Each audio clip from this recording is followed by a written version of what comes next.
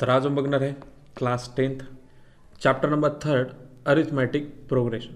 ठीक आहे, त्यातला प्रॅक्टिस सेट नंबर 3.1 बघणार आहे. बघा क्वेश्चन नंबर 1 काय दिलं आपलं, which of the following sequence are A P म्हणजे काय तर arithmetic progression. If they are A P find the common difference. काय करायचं तर आपल्याला एक्झाम्पलमधलं आपल्याला कॉमन डिफरन्स बघायचं आहे की कोणता येणार आहे. फर्स्ट दिलं आपल्याला 2, 4, 6 आणि 8. ओके, तर बघा 2, 4, 6, 8 इथूनही सांगू शकतो की काय तर 2, 2चा डिफरन्स दिसत आहे आपल्याला, पण आपल्याला काय तिथे प्रूफ करून दाखवायचं आहे की नेमकं काय आहे. तर बघा द सिक्वेन्स इज काय दिलं तर आपल्याला सिक्वेन्स 2, 4, 6 आणि 8 दिलेलं आहे. ठीक आहे, आपण याला नाव काय देणार तर T1 घेतलेलं आहे आपण 2, नंतर T2 घेतलेलं आहे आपण 4, T3 घेतलेलं आहे आपण 6 आणि T4 घेतलेला आहे आपला 8. बघा काय करायचं तर आधी आपल्याला T1 मधून काय करणार आपण, तर आधी आपण काय करणार आहे T2 मधून काय करणार आहे आपण T1 मायनस करणार आहे. ठीक आहे, तर काय आहे T2च्या एक्झाम्पलमध्ये काय तर आपल्याला हे दिलेलं आपल्याला 4 आणि T1चा काय तर आपलं तर 2 आहे, म्हणजे 4 - 2 करणार आपण, म्हणजे काय येणार तर आपलं इथे येणार आपलं इक्वेशन 2 मध्ये. तसंच इक्वेशन नंबर 3 मधून काय करणार आपण तर इक्वेशन नंबर 2 मायनस करायचं आहे, म्हणजे T3 मधून करणार आपण T2 मायनस, म्हणजे 6 - 4. तर आपला आन्सर किती येईल तर 2. तसंच इक्वेशन नंबर 4 आहे आपला म्हणजे T4, त्यातून आपल्याला T3 मायनस करायचं आहे. मग T4 - T3 म्हणजे काय तर आपला 8 - 6. तर आपला आन्सर किती येणार तर 2 येणार आहे. मग आता आपण काढलेल्या नुसार जे आन्सर आपला आलेलं आहे ते किती आलं तर आपला डिफरन्स किती आला तर आपला 2 हा आपला कॉन्स्टंट आहे, म्हणजे T2 - T1 केलेला आहे तो सुद्धा 2 आलेला आहे म्हणून इक्वल टू घेतलेला आहे.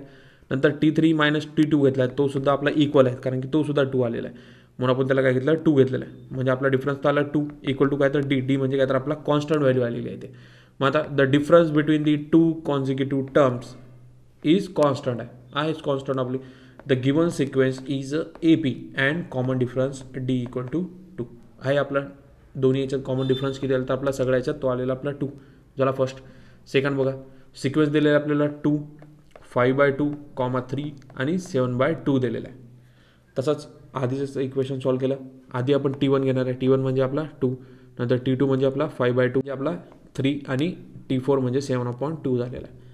सेम T2 मधून आधी आपण T1 मायनस करणार, म्हणजे किती तर आपला 5/2 - 2 केलेला आहे आपण, म्हणजे आपला आन्सर किती येईल तर इथे आपला 5 - 4 म्हणजे आपला किती येणार तर इथे 5 - 4 अपॉन घेतला आपण 2 किती येणार तर आपलं 5 - 4 केलं तर इथे 1 आणि 2 आपला जसा तसा, म्हणजे 1/2 आपला पहिल्याचा आन्सर आला आहे.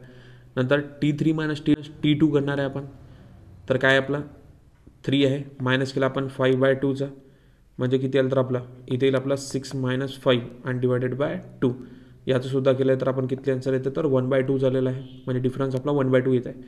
नंतर T4 - T3 केलेला आहे 7/2 - 3 म्हणजे 7 - 6 डिवायडेड बाय 2 म्हणजे 1/2. सगळ्याचा डिफरन्स आपला किती आहे तर 1/2 झालेला, म्हणजे T2 - T1, T3 - T2 equal to किती आहे तर आपला 1/2. हा सुद्धा काय आपला कॉन्स्टंट झालेला आहे, म्हणून काय लिहू आपण तर आपला answer 1/2 D is constant. Third बघा द गिवन सिक्वेन्स काय दिलं तर आपल्याला -10, -6, -2 आणि 2 दिलेला आहे. मग T1 काय तर आपला -10 आहे, T2 आपला -6 आहे, T3 आपला -2 आहे आणि T4 आपला 2 दिलेला आहे. सेम फॉर्म्युला यूज करायचा आपल्याला. T2 - T1 म्हणजे 6 - 10.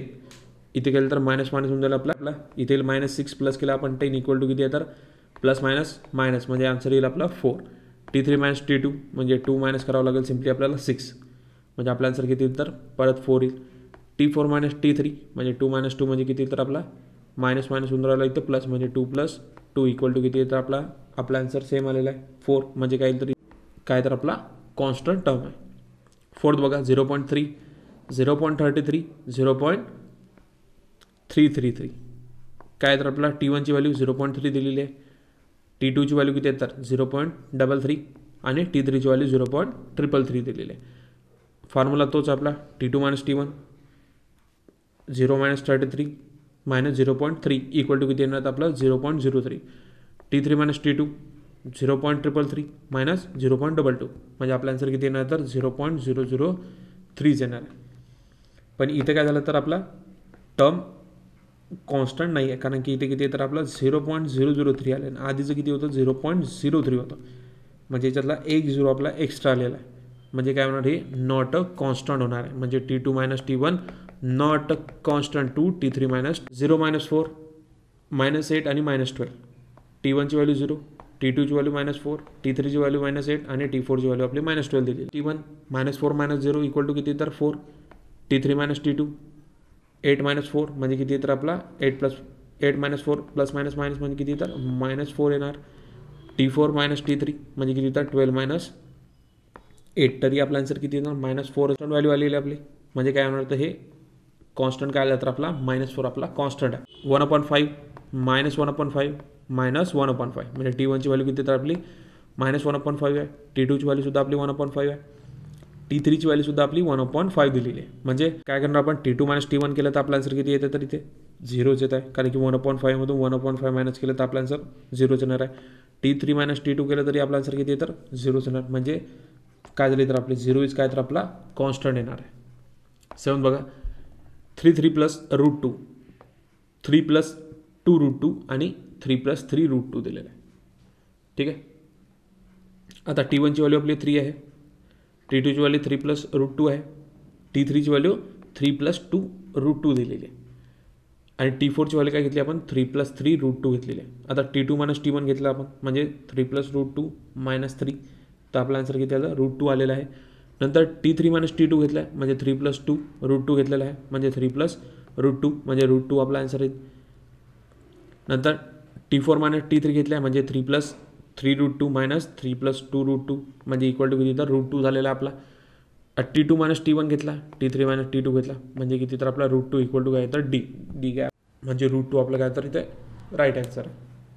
132 137 T1ची व्हॅल्यू किती तर 127 T2ची व्हॅल्यू किती तर आपली तर 132 T3ची व्हॅल्यू आपल्या 137 T2 - T1 म्हणजे 132 - 127 म्हणजे आपला आन्सर किती T2 137 मायनस केलं 132 आन्सर सुद्धा 5 म्हणजे काय तर आपला 5 हे काय तर टू बघा.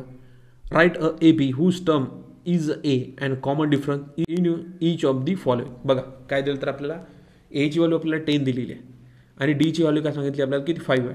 बघूया आपण आता काय तर T1ची व्हॅल्यू काय घेतली आपण T1 इक्वल टू घेतला A इक्वल टू घेतला आपण त्यानंतर T2 - T1 plus D equal to काय तर आपला 10 प्लस 5 म्हणजे किती आपला आन्सर येणार तर 15 येणार आहे. 3 इक्वल टू घेतले आपण T2 plus D equal to किती येतं आपला 15 आला ना आपलं तर 15 प्लस करणार आपण Dची व्हॅल्यू टाकणार इथे 5 म्हणजे किती 4 इक्वल टू घेतले आपण T3 plus D equal to किती T3ची व्हॅल्यू किती आपली तर 20 प्लस 5 म्हणजे किती येणार आपला 25 म्हणजे काय तर द रिक्वायर्ड AP इज काय तर आपला 10 15 20 आणि 5 म्हणजे डिफरन्स किती तर आपला 5चा येत आहे दोन्ही याच्यात सर्व व्हॅल्यूमध्ये काय तर 5चा डिफरन्स येत आहे म्हणजे आपण इक्वल टू -3 आणि D इक्वल टू 0 दिलेला आहे. ठीक आहे. आता T1ची व्हॅल्यू काय तर आपली A इक्वल टू घेतला आपण 3 T2 इक्वल टू घेतला आपण T1 प्लस घेतला आपण D इक्वल टू काय घेतला -3 प्लस 0 इक्वल टू किती तर आपला -3 T3 इक्वल टू घेतला आपण T2 plus D equal to काय येतं -3 प्लस 0 म्हणजे किती येतं आपला आन्सर -3 आपला आन्सर येणार म्हणजे द रिक्वायर्ड AP इज -3 हे आपलं आन्सर येणार कारण की तिन्ही याच्या टर्ममध्ये काय तर -3 आपलं येतं -7 आणि D इक्वल टू घेतले आपण 1/2. आता TA ची व्हॅल्यू काय घेतली आपण तर -7 घेतलेली आहे. T2 इक्वल टू घेतला आपण T1 प्लस D म्हणजे -7 प्लस 1/2 म्हणजे किती येणार 7 2 जार 14 ओके 14 प्लस घेतला आपण 1/2 म्हणजे हे किती होणार तर मायनस घेतला आहे ना 14 मायनस किती घेतला आपण 1 घेतला तर आपण किती होतं 13/2 डिवाइड केलं तर आपला आन्सर किती येते 6.5. तसंच T3 - T2 गेला प्लस D म्हणजे T3ची व्हॅल्यू किती आपली 6.5 आहे प्लस घेतला आपण 1/2 इज इक्वल टू किती 6.5 प्लस किती तर 0.5 म्हणजे आपला आन्सर किती तर -6. T3 प्लस D घेतलेला आहे -6 प्लस 1/2 इक्वल टू किती तर -12 प्लस 1 डिवायडेड बाय 2 म्हणजे किती येतं आपला -11 डिवायडेड बाय 2 म्हणजे येणार -5.5. का रिक्वायर्ड AP काय आलं तर आपली -7 -6.5 आणि 5.5 आपली काय आली तर हे आपला आन्सर आलेला आहे. ठीक आहे. 4th बघा 1.25 आणि Dची व्हॅल्यू काय तर आपली 3 दिली आहे म्हणजे Aची व्हॅल्यू किती तर 1.25 दिली आहे. T2 इक्वल टू घेतला आपण T minus plus D equal to काय तर आपला -1.2 1.25 प्लस केला आपण 3 म्हणजे किती तर 1.75 येणार आहे म्हणजे T3 इक्वल टू घेतला आपण T2 plus D equal to 1.75 plus 3 equal to 4.75 मग T4 इक्वल टू घेतला आपण T3 प्लस घेतला आपण D equal to 4.75 plus 3 equal to 7.75 आपला आन्सर आला म्हणजे काय द रिक्वायर्ड किती आलं तर आपलं द रिक्वायर्ड किती आलं तर 1.75 4.75 आणि 7.75 म्हणजे लास्टचे काय तर 2 डिजिट आपल्या 7 येत आहे. डीमध्ये 5ची व्हॅल्यू काय दिली आपल्याला A इक्वल टू 6 दिले आहे D equal to -3 T2 - T1 घेतला प्लस D इक्वल टू किती 6 मायनस करावं लागेल आपल्याला 3 म्हणजे आपला आन्सर किती येईल तर इथे 3 येणार आहे. T3 मायनस T2 गेला प्लस D इक्वल टू किती येतं 3 मायनस 3 इक्वल टू किती येतं आपला आन्सर तर 0. T4 इक्वल टू घेतले आपण T4 T3 घेतलेला आहे प्लस D म्हणजे 0 मायनस 3 तर आपला आन्सर किती येईल तर इथे -3 म्हणजे द रिक्वायर्ड AP किती आलं तर आपला 6 3 आणि 0 मायनस 3 6 बघा A मायनस 90 आणि D इक्वल टू 14 दिलेला आहे D इक्वल टू 4 दिला आहे.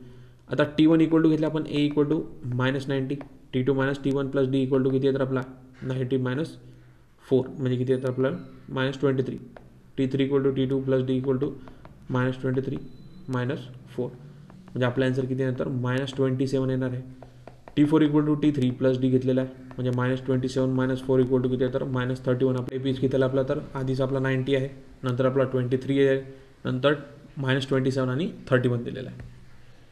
क्वेश्चन नंबर 3 बघा find the first term and the common difference of each of the following. काय सांगायचं आपल्याला तर फर्स्ट टर्म काढायची आणि डिफरन्स बघायचा आहे कोणता येणार आहे आपल्याला तर बघा द गिवन AP काय दिलं तर आपल्याला 5 1 -3 आणि तर आपली 5 T2ची किती घेतली आपण तर 1 म्हणजे Aची व्हॅल्यू किती आपली T1 घेतलेली आहे इक्वल टू किती तर आपला 5 आहे अँड D इक्वल टू घेतली आपण T2 मायनस T1 म्हणजे काय तर आपली व्हॅल्यू 1 दिलेली आहे म्हणजे 1 मायनस 5 इक्वल टू किती आपल्या आन्सर नंतर -4. आपल्याला फर्स्ट टर्म करायला सांगितलं आणि डिफरन्स सांगायचा म्हणजे काय नंतर फर्स्ट टर्म किती आपली तर A5 आहे आणि कॉमन डिफरन्स किती आहे तर आपला Dची व्हॅल्यू आपली 4 आलेली आहे.